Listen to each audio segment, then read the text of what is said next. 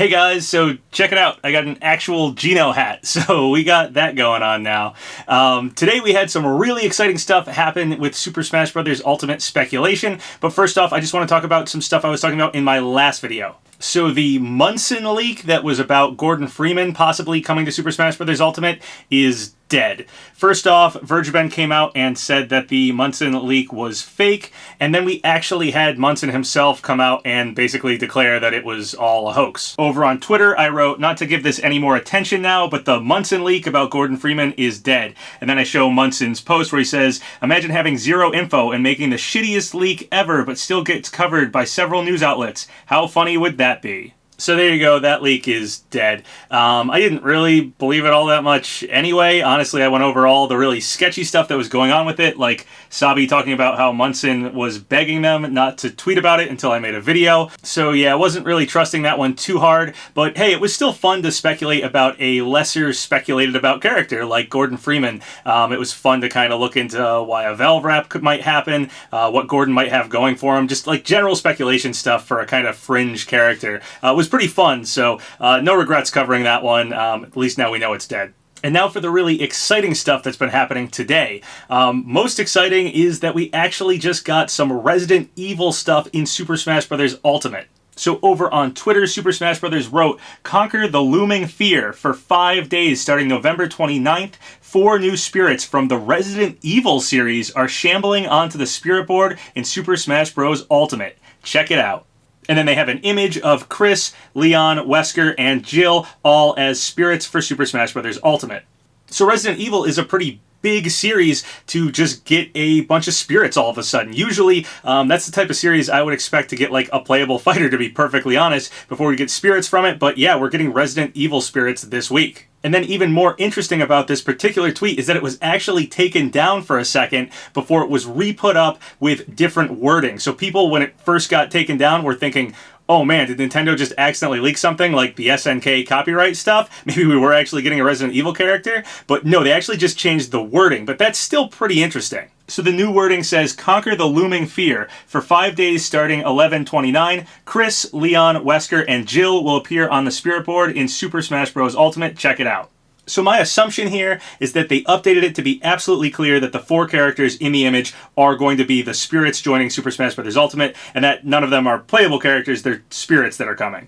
It is interesting they decided to specify that, though.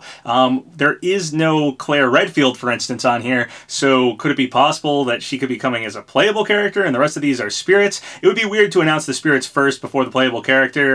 You know, if we all of a sudden got like a Nintendo Direct this week, like a Thanksgiving Direct or something, you'd think they would save anything Resident Evil until after the character was revealed. So I am doubtful that we'll get any Resident Evil characters after this spirit event. I was thinking for a long time that Jill Valentine had a really good shot for getting into Super Smash Bros. Ultimate as DLC. In fact, I had actually heard that from a fairly credible source. Well, I sort of heard that. Actually, what I specifically heard, and I've said this many times, was that someone told me that Jill might have been attempted to be negotiated for, but there was some issues with that. That was the bizarre piece of information I was told, that Jill was attempted to be negotiated for, but that it might not have worked out. So it was a weird thing to get told. It was like, here's a character name that could be coming to Smash, but also, by the way, what I heard was that they're not coming to Smash. So it was really weird. But honestly, this spirit event thing kind of fits with that.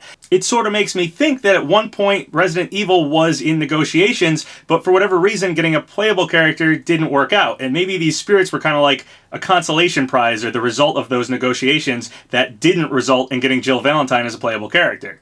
I'm just speculating here, but some possibilities could have been that maybe Capcom didn't want Resident Evil as the playable character. Maybe we're getting some other Capcom rep. Maybe something like Monster Hunter or something like that. Maybe Nintendo wanted to get Resident Evil, but Capcom was like, no, we want to do Monster Hunter, but hey, if you guys want to use Resident Evil, you know, use it as a spirit. Or conversely, maybe it happened the other way around. Maybe Capcom wanted to get Resident Evil in Smash, and Nintendo or Sakurai thought the series was too violent or too scary to really get a playable playable character in Smash and get, all the stuff that a playable character comes with, and they instead said, well, Capcom, if you really want Resident Evil in Smash, we'll do it, but just as spirits. Whatever the case may be, getting these Resident Evil spirits in Smash instead of a playable character bizarrely fits really well with that very odd piece of information that I had heard about way back in February. So here's a post from my Discord back on September 11th where I was talking about that. I just chose this one because it was actually dated a while ago, but I have said this several times. So I'll just read a quick excerpt from what I wrote here.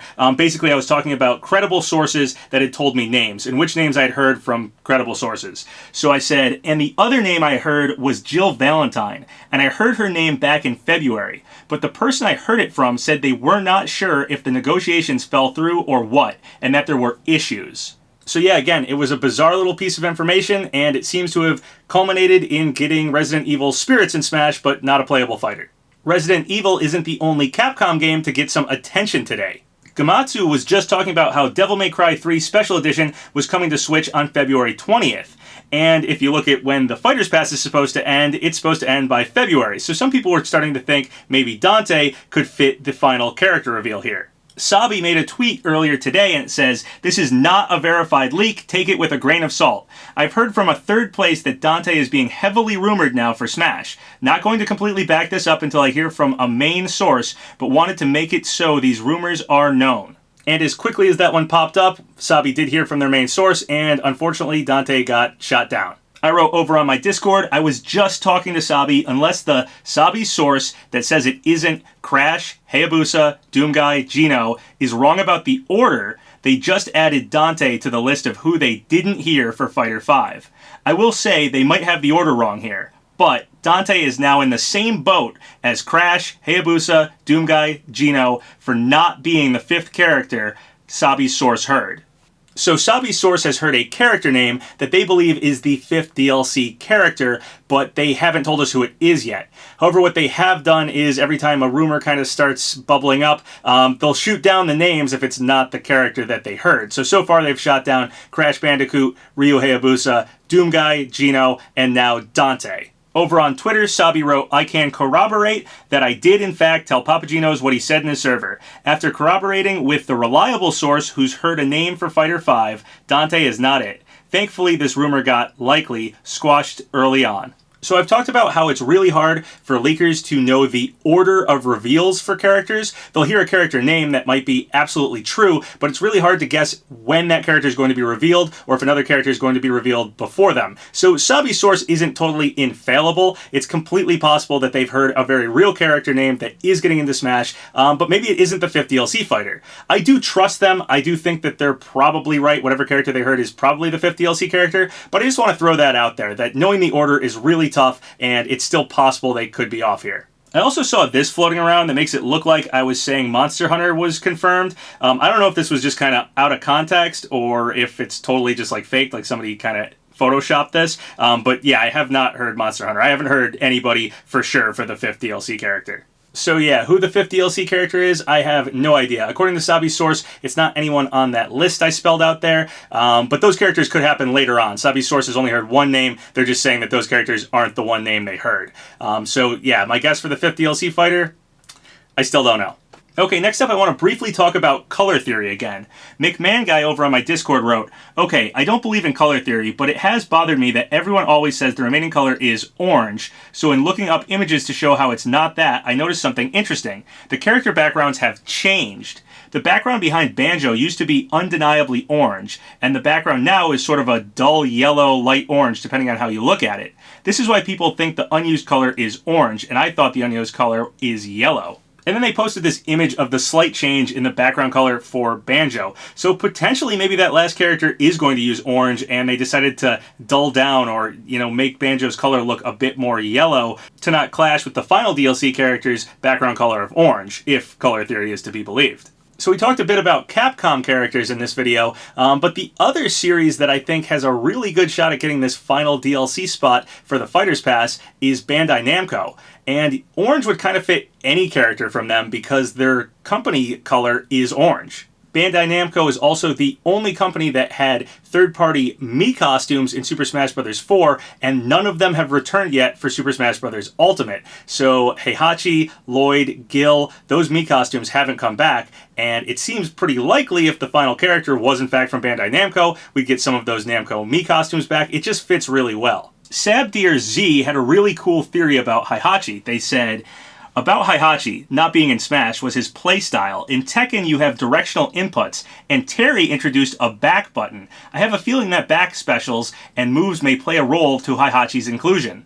I thought that was a really interesting point. Sakurai said that he actually attempted to make Heihachi a playable character, but couldn't get the Tekken-style moveset and just the fighting style of Tekken to work well in Smash. But maybe with Terry having that back B and forward B, maybe he's found a way to make a Tekken fighting game style work in Smash, and that'll be a part of Heihachi's moveset as well.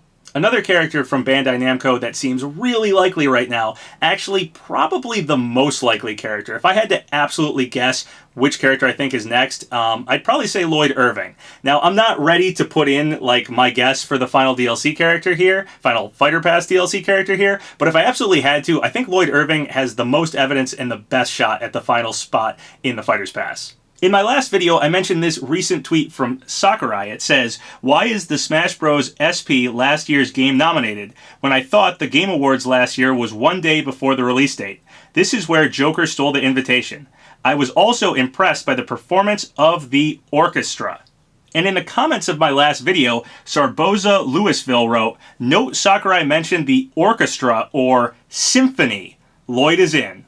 That's a pretty good point. I didn't even catch that. That's honestly just a rough translation of what Sakurai was talking about, but Tales of Symphonia is pretty close to the word symphony, orchestra, symphony. It does kind of fit, and I do think Sakurai does sometimes hint at the next character. Like when he said he had red eyes, or he might have red eyes in the direct, and we got King K. Rool, who has the big red eye, and we got Simon Belmont and Richter Belmont, who have the Bloody Tears song associated with them.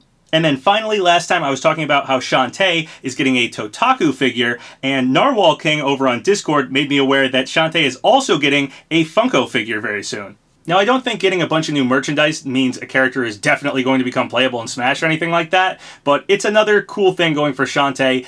Before Banjo got into Smash, there was quite a few merchandise things that were sort of popping up here and there before that happened, so I do understand companies might want to push a character, especially if they know that character is going to be popular, and what's a better popularity boost than getting into Super Smash Bros. So, yeah, I'm not saying Shantae is getting in because she's getting a Funko Pop or anything like that, but hey, another small piece of evidence towards Shantae's chances. Okay, so that's pretty much everything I wanted to talk about in this video. The biggest thing being we are actually getting Resident Evil in Super Smash Bros. Ultimate as spirits. If anything more happens for Resident Evil, I'd be very, very happy about that, but I'm not going to hold my breath for it. I think this might be the culmination of whatever the Resident Evil negotiations were. It might have just been for these spirits.